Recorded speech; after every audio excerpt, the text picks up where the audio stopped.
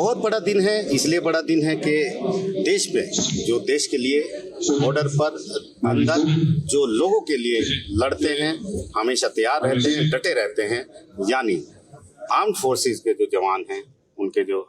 Personal हैं, चाहे वो सशस्त्र बल हो या आर्मी हो, उनके लिए न्यायपालिका ने एक बहुत बड़ा कदम उठाया है और एक संदेश दिया है कि आप हमारी रक्षा के लिए डटे रहिए, आपके परिवार को हम संभालेंगे। और ये एक बड़ा इवेंट आज हुआ है कश्मीर में, श्रीनगर में, और हमारे साथ जो नालसा है, नेशनल लीगल सर्विस अथॉरिटी, उसके एग्जीक्यूटिव चेयरमैन, सुप्रीम कोर्ट के वरिष्ठ जज और चीफ जस्टिस ऑफ इंडिया जो बनेंगे वो जस्टिस सूर्यकांत हमारे साथ हैं। सर, बहुत बड़ी बात है, इस तरीके से जवानों के लिए एक बड़ी राहत है। हम सुन रहे थे आपको, क्या इस स्कीम में होगा आगे? धन्यवाद आशीष। आज हमने वीर परिवार सहायता योजना 2025 का आज हमने लॉन्च किया है। इस स्कीम के तहत हमारा उद्देश्य है कि आर्मी के हमारे जो जवान हैं, पैरामिलिट्री फोर्सेस के जो हमारे जवान लोग हैं, वो दूर दराज के क्षेत्रों में पोस्टेड रहते हैं। वो कश्मीर के बॉर्डर पर हैं, वो लद्दाख में, कारगिल में है और रिमोट एरियाज में है, वो नॉर्थ ईस्ट में आप जाए, अरुणाचल प्रदेश, मिजोरम, नागालैंड, पता नहीं कहाँ कहाँ पर हमारे देश की रक्षा वो करते हैं। उनके ऊपर, उनके परिवार के ऊपर किसी भी प्रकार का कोई अगर मान लो मुकदमा हो जाता है, जब ये लोग ऐसी जगह तैनात हैं जहाँ पर ये अपने यहाँ फोन पर बात भी नहीं कर सकते, जा भी नहीं सकते, इनको छुट्टी भी नहीं मिल सकती, ऐसी स्थिति में इनके न्यायिक अधिकारों से, इनकी नेचर ऑफ ड्यूटी की वजह से इनको कोई वंचित न रह जाए, तो ऐसी स्थिति में नालसा ने ये निर्णय लिया कि हम इनके लिए एक योजना बनाएं जिसके तहत इनको legal aid, legal assistance, legal advice के तौर पर हम ये सुविधा इनको प्रदान करें। और इस सुविधा प्रदान करने के लिए हमने डिफेंस डिपार्टमेंट के जो कंसर्न जो विंग्स हैं उनके साथ बात किया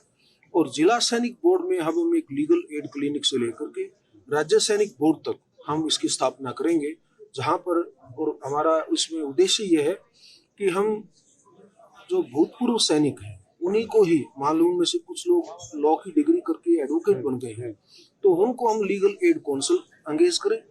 और जो हमारी वीर नारियां हैं या हमारे सैनिकों के परिवार के सदस्य हैं, जो जिन पैरालीगल वॉलंटियर में बन करके जो हमारे साथ हमारे सहयोग देना चाहते हैं, उनको हम पैरालीगल वॉलंटियर बना करके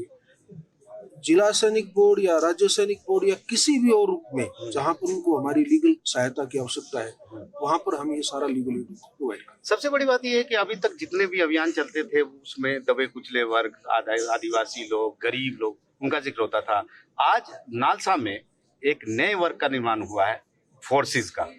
बहुत बड़ी बात है। और अभी कुछ दिन पहले हम यहाँ जम्मू कश्मीर में खड़े हैं, श्रीनगर में पहलगांव की घटना हुई और उसके बाद हमने देखा किस तरीके से ऑपरेशन सिंदूर चला। तो कहीं ना कहीं